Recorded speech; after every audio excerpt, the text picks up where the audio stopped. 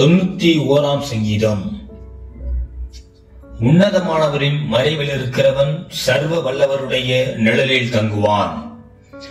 நான் கர்த்தரை நோக்கி, நீர் என் அடைக்கலம், என் கோட்டை, என் தேவன், நான் நம்பி இருக்கிறவர் என்று சொல்லுவேன். அவர் உன்னை வேடனுடைய கண்ணிக்கும் பாழாக்கும் கொள்ளை நோய்க்கும் தப்புவிப்பார். அவர் தமது சிறகுகளாலே உன்னை மூடுவார். அவர் சட்டைகளின் கீழே அடைக்கலம் புகுவாய். அவருடைய சத்தியம் உனக்கு பரிசையும் கேடகமுமாகும்.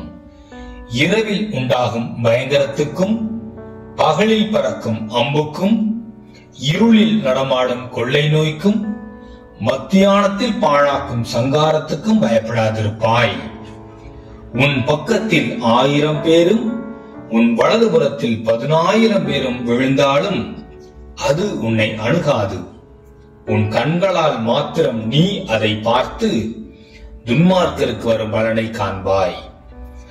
எனக்கு அடைக்கலமாயிருக்கிற உன்னதமான கர்த்தரை உனக்கு தாபரமாக கொண்டாய். ஆகையால் பொல்லாப்பு உனக்கு நேரிடாது, வாதை உன் கூடாரத்தை அணுகாது.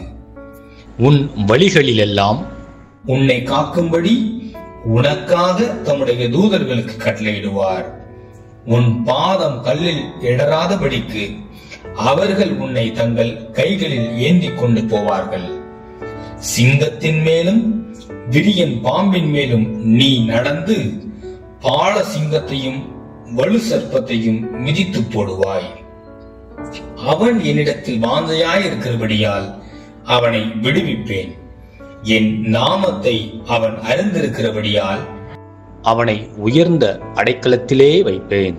அவன் என்னை நோக்கி கூப்பிடுவான், நான் அவனுக்கு மறு உத்தரவு அருளிச் செய்வேன்.